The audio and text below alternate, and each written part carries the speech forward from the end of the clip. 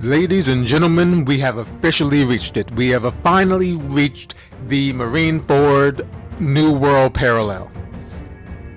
Now, I have to be entirely honest with you. I've been hearing people for like the past couple months talking about like what was going to be Marineford 2.0 and what was going to be Impel Down 2.0 and all of that. And I kind of fell into the category of not agreeing with most of the theories, and then to a certain degree almost not wanting it, because I always felt that Marineford would be kind of like the final battle, that the New World equivalent of Marineford would be the final battle, which it probably will. But with chapter 1080, we are well into some degree of the new world parallels of Marineford. For all of those people who are like me, who kind of push back on the idea of everything having to have a parallel in One Piece and all of that, I have to point out that it's kind of clear that when it comes to One Piece, Oda has shown some symmetry between the first half of One Piece and the New World part of One Piece. So obviously you have Dressrosa being the sequel to Alabasta, which was pretty much lampshaded at the Reverie, where the kings and queens were saying that, hey, you have Crocodile and Doflamingo being two warlords who both tried to take over a country. And in the case of Doflamingo, succeeded. And then you have Fishman Island being the kind of reboot / sequel to Arlong Park. And so now, in these last spans of chapters, we have several New World parallels. Now, first with Marineford, what really made it all click for me was in chapter 1080, where the spoiler alert, I mean this entire video is a spoiler alert, but in chapter 1080 we have Garp and the members of Sword coming to rescue Kobe from Hachinosu. And the thing that really made it click for me that this was basically Marineford 2.0 were a scene where Kobe heard that Marines were on the island, and he thought whether or not they were coming to save him, and he said, oh no, don't be silly, there's no way they will come to save little old me. And then later at the end of the chapter, where Garp comes to basically kick pirate butt and save Kobe, you see Kobe's face and there's kind of like this look of disbelief, and that's when it clicked that even though they're drastically different characters, both Kobe and Ace have this mindset of not expecting to be rescued, because they don't really consider themselves that important enough to be rescued. And also they're both underestimating how much people care about them and underestimating how much their mentor figures care about them. And so with this last chapter is basically the parallel of the Whitebeard pirates rolling up to Marineford to come and get Ace. And in both cases, it's part of the One Piece parallels is that it's different but the same, because in Marineford you have basically the strongest pirate, or the greatest pirate at that time in Whitebeard, according to Ivankov, the greatest living pirate at that time, rolling up to the stronghold of the Marines to come and get his son back, to come and get his second commander back.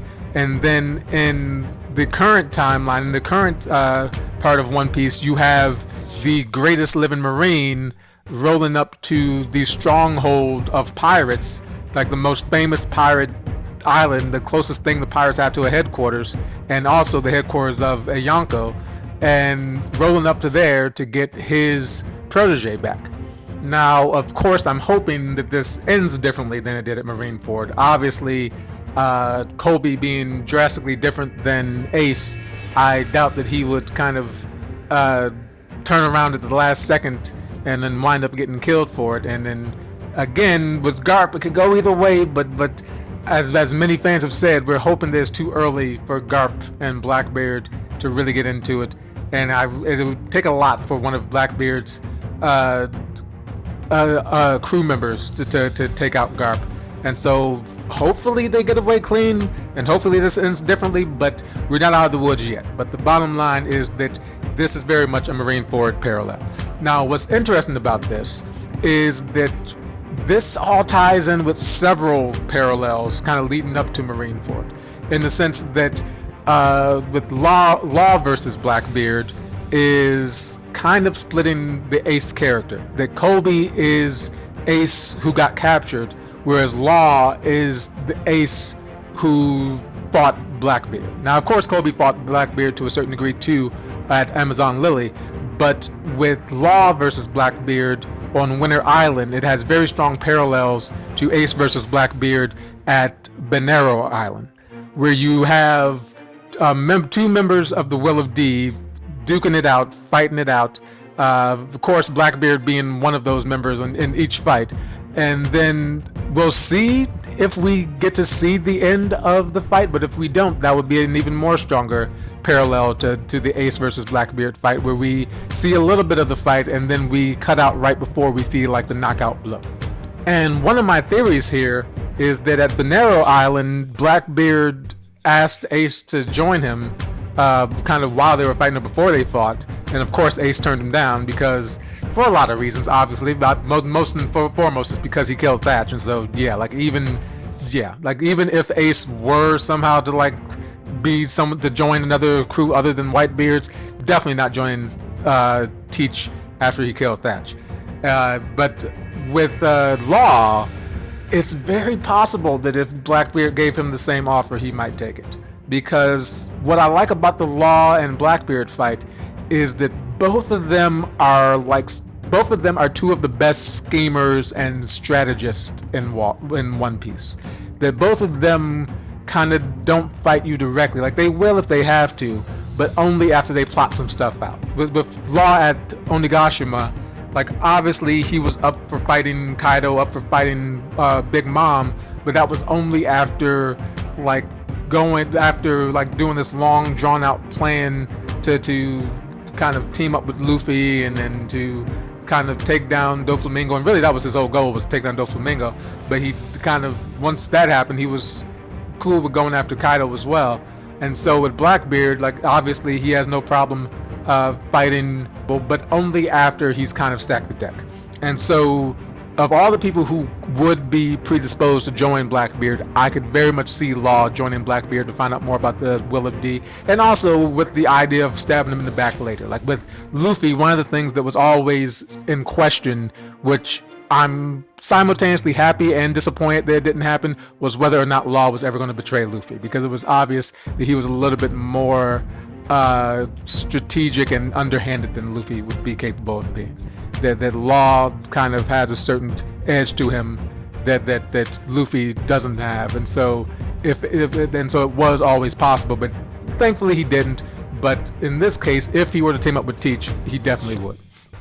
And another major parallel that's happening right now is the parallel between Egghead Island and Sabaody, where in both arcs you have Kizaru basically kind of en route to show up, and you have Kuma making an appearance and playing a pivotal role. And in Sabaody, a lot of the drama kicks off because Luffy punches out a celestial dragon, whereas in the Egghead arc, we have a Gorosei for the first time leaving Marijois and coming to Egghead Island.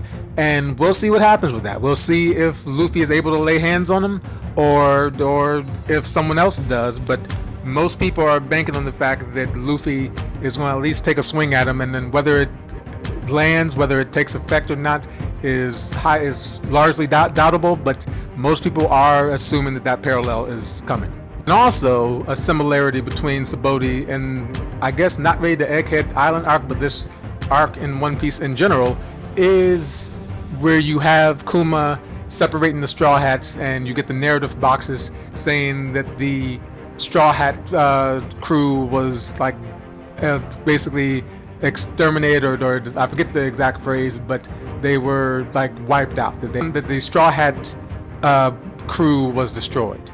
And so in a recent chapter, in chapter 1079, you get the exact same thing with Shanks attacking Kid and the Kid Pirates, and then Dory and Broggy blowing up their ship, and you get the narrator box saying that the Kid pirates were destroyed that day. And of course, you can argue that Rob Lucci and CP0 showing up, as well as the traitor on Egghead, you could argue that that's similar to Water 7 and Enies Lobby, but I consider that to be kind of more of a callback than like a full-blown parallel. And the same thing is true for like the O'Hara references in Egghead right now. That I feel that this is more of kind of like a callback and kind of like a tying certain things together than like a full-blown parallel. Although my major theory, and I think most people's theory, is that Egghead is probably going to meet the same fate as O'Hara. As a matter of fact, that you have Sentomaru outright saying that. And then also, I forgot to mention earlier when I was talking about the parallels between Sabaody and Egghead, you got Sentomaru in both of those. And so you have Kuma, Sentomaru, and Kizaru all kind of strengthening the parallel between Sabaody and Egghead Island.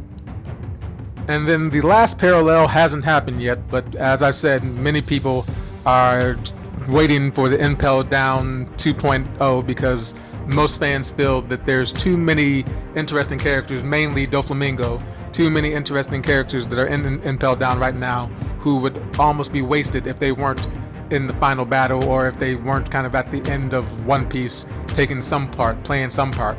And so with the news that Weevil has been captured and taken to Impel Down, and Bakken coming to Marco and kind of demanding his help to help get Weevil out, whether Marco goes or not, it does look like another Impel Down breakout is kind of in the works. That it may come later rather than sooner. We'll see if it takes a while or if it's right around the corner, but it does seem like it's inbound. It does seem like we don't have that long to wait. And so that is the parallels that we have. I'm so happy that Marineford 2.0 is kind of kicking off. We'll see how long it lasts. We'll see if it's just a flash or if we're beginning something really big. And thank you if you've stuck with me this long. And be sure to drop a like or a comment. And please subscribe, or subscribe if you feel like it. Whatever. Reverse psychology. Don't subscribe. But in the words of the One Piece We Are theme song, there's always room for you if you want to be my friend. So have a great day and catch you later.